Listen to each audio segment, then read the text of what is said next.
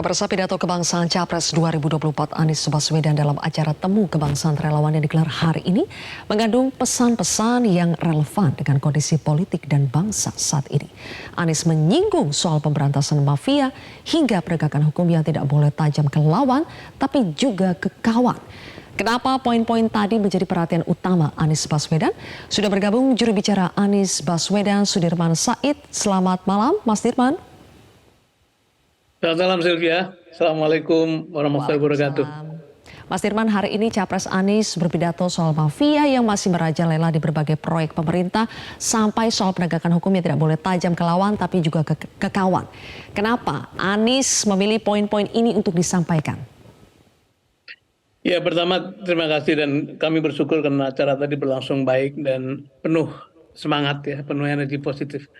Saya ingin menyampaikan 3 hal yang menjadi highlight dari pidato tadi. Nomor 1, pesan-pesan moral, ya. Pesan kejuangan, pesan kesukarelaan, pesan nasionalisme, patriotisme tanpa syarat. Itu sesuatu yang sangat penting untuk kita bangun kembali.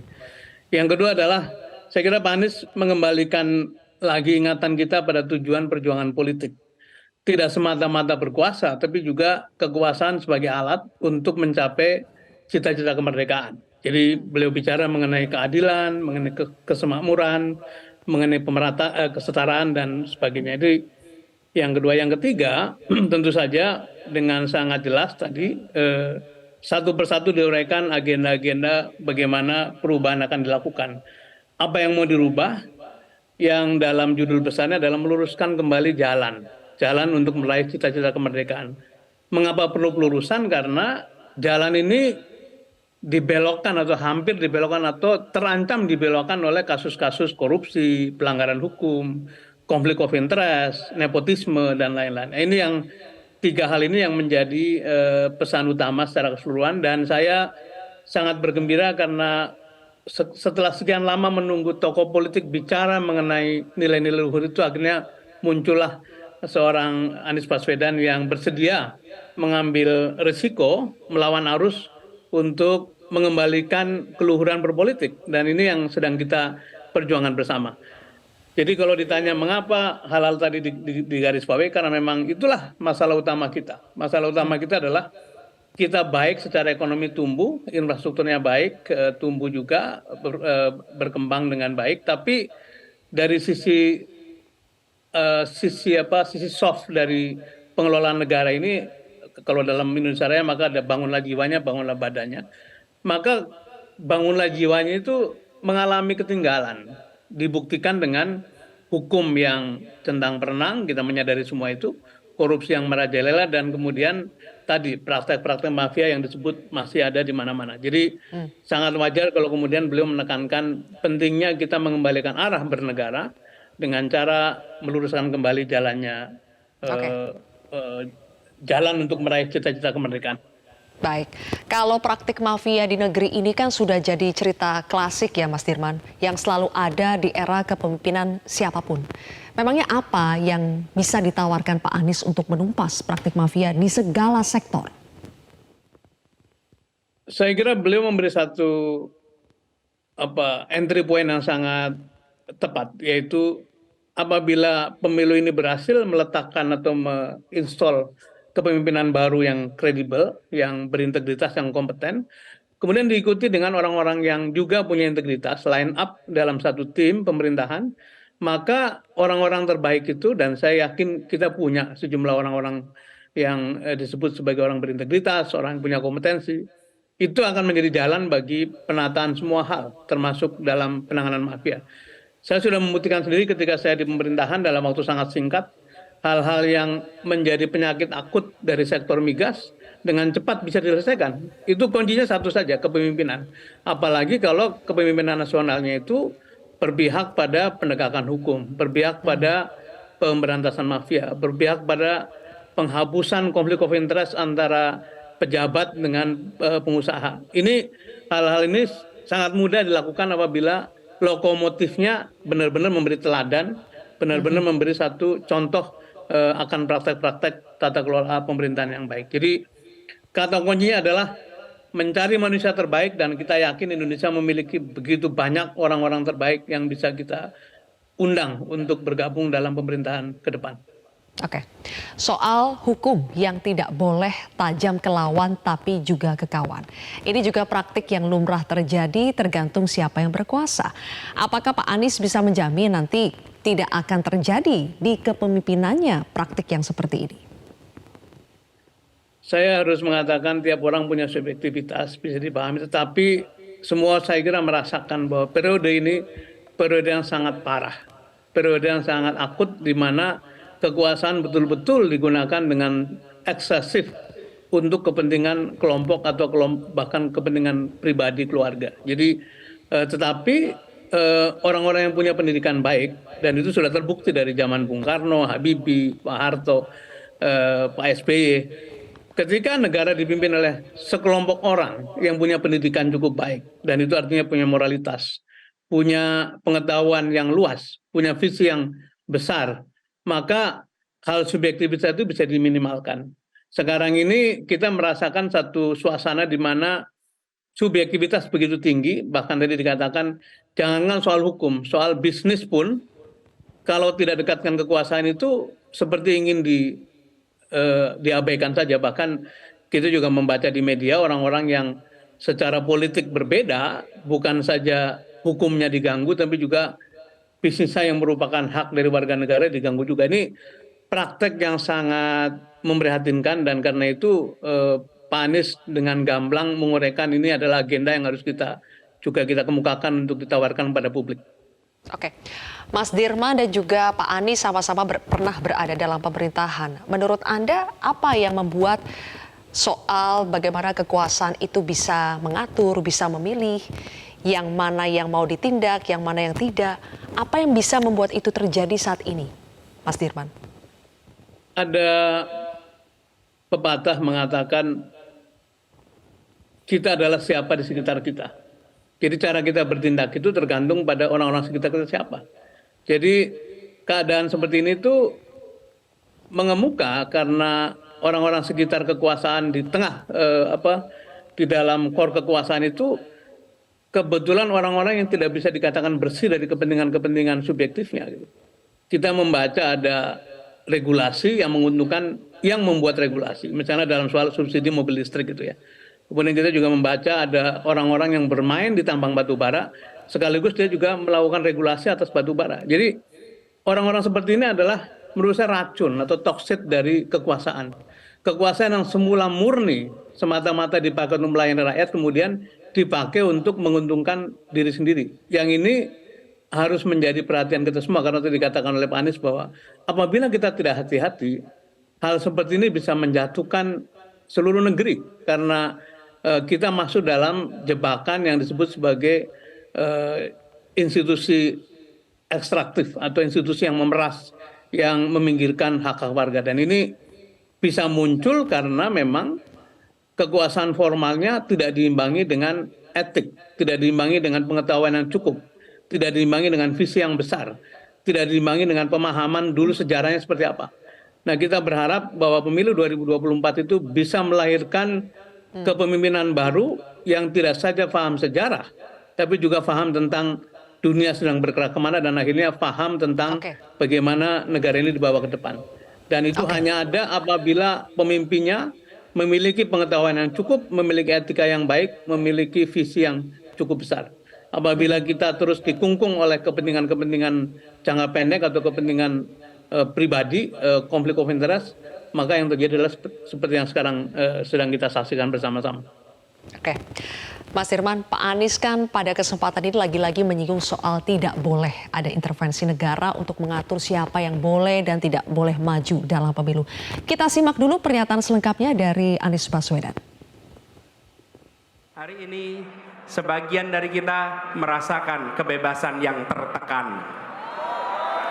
Dulu negara mengatur siapa saja, siapa boleh maju ke caleg, siapa boleh maju ke pilpres, siapa boleh maju wali kota, bupati, semua diatur. Hari ini jangan sampai ada pengaturan siapa yang boleh maju dan siapa yang tidak boleh maju. Karena itu bukan diatur oleh pemerintah, itu diatur oleh partai-partai politik atas aspirasi rakyat. Bila rakyat menginginkan si A menjadi calon, izinkan negara ini memberikan kesempatan kepada mereka untuk memperjuangkannya. Bukan malah negara menghentikan, bukan malah negara melarang. Bahwa negara menjamin kemerdekaan, dan itu yang harus sekarang kita perjuangkan. Jadi kita yang berada di sini adalah kita yang punya aspirasi, dan kita menuntut agar ada kesetaraan kesempatan bagi siapapun di Republik ini. Dan ini juga artinya kepastian kepada mereka yang berusaha. Bayangkan, bila kita tidak memberikan kesetaraan itu, mereka yang di dunia usaha pun mengalami kekhawatiran, mengalami serba ketidakpastian. Ketika sebuah pemerintahan bertugas, dia harus memberikan kesetaraan kepada semua pelaku usaha. Jangan sampai pelaku usaha yang dianggap teman diberi fasilitas, pelaku usaha yang bukan teman tidak diberikan fasilitas. Ada kebebasan yang tertekan, pemerintah tidak boleh mengatur siapa yang boleh dan tidak boleh maju. Mengapa Pak Anies mengulang kembali narasi ini, Mas Dirban? Saya mungkin agak ingin terbuka sedikit ya, Sylvia ya. Yang mendatangi Pak Surya Paloh, yang mendatangi pimpinan partai-partai penyokong atau pengusung, yang mendatangi kami-kami ini, antara lain adalah para petinggi partai, petinggi negara, sebagiannya menteri, yang mengatakan bahwa mengapa ada usaha untuk memecah belah koalisi ini. Karena pemegang kekuasaan tertinggi tidak menghendaki Anies Baswedan maju sebagai calon presiden. Ini sesuatu pola pikir yang sangat sesat menurut saya gitu ya, dan memang harus dihadapi, bukan karena kita mau melawan, tidak, tapi karena itu adalah hak konstitusional yang melekat pada setiap orang gitu. Jadi kalau ada orang-orang yang mengatakan Anies tidak boleh maju, Anies dilarang, Anies tidak dikendaki, itu pola pikir yang sama sekali tidak benar secara moral, secara konstitusional maupun secara politik, karena setiap orang punya hak untuk diajukan dan memajukan diri. Jadi karena itu kemudian saya kira ini moral call kepada seluruh publik, seluruh relawan, seluruh rakyat Indonesia. Ada masalah besar yang meliputi politik kita gitu. Kalau kita ingat dulu kan caranya menghalangi itu bermacam-macam gitu ya. Bahkan dimulai dari mau presiden 3 periode, mau perpanjangan presiden, menunda pilkada, mau mentersangkakan Anies Baswedan, terus menerus dilakukan seperti itu, dan jelas sekali makin kesini makin ceto istilah orang Jawa itu, bahwa memang itu dilakukan semua karena yang pemegang kekuasaan tertinggi tidak menghendaki orang seperti Anies Baswedan maju. Nah ini menjadi pertanyaan besar, mengapa harus ada sikap seperti itu? Karena itu tadi saya kira kesempatan baik bertemu dengan para relawan untuk mengemukakan itu sebagai pesan moral, bahwa kita harus meluruskan jalannya kehidupan bernegara supaya tidak ada orang yang merasa boleh menghalangi atau merasa bisa menghalangi, atau tidak orang yang dihalangi. Dan saya kira Pak Anies sudah menyampaikan itu dengan gamblang. Tinggal giliran kita masyarakat untuk mendukung supaya agenda-agenda memberikan kebebasan kepada seluruh warga itu bisa terjaga dan ditunaikan. Oke, Mas Dirman, ada dua hal yang ingin saya tanyakan dari jawaban Anda barusan. Yang pertama, berarti apakah Anda ingin mengatakan upaya untuk menjegal Anies selama ini bukan hanya sekedar narasi, bukan hanya sekedar tuduhan, tapi memang nyata terjadi karena ada petinggi-petinggi atau orang dalam pemerintahan yang mendatangi tim atau koalisi Anies secara langsung? Saya menjadi saksi, saya mengalami dan saya mendengar cerita itu. Bahkan sampai ini ada seorang menteri yang terus-menerus melakukan kampanye bahwa Anies tidak akan bisa maju karena dia akan kena perkara hukum, dan karena itu dia bersiap untuk menjadi penggantinya Anies, sedang mendekati terus-menerus satu partai politik.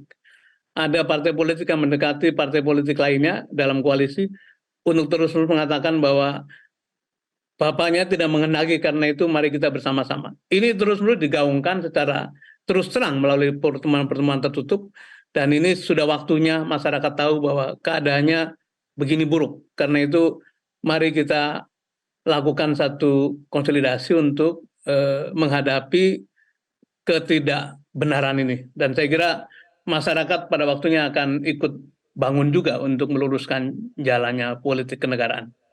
Pak Sudirman, secara spesifik yang dimintakan itu apa? Anies diminta mundur dari pencapresannya?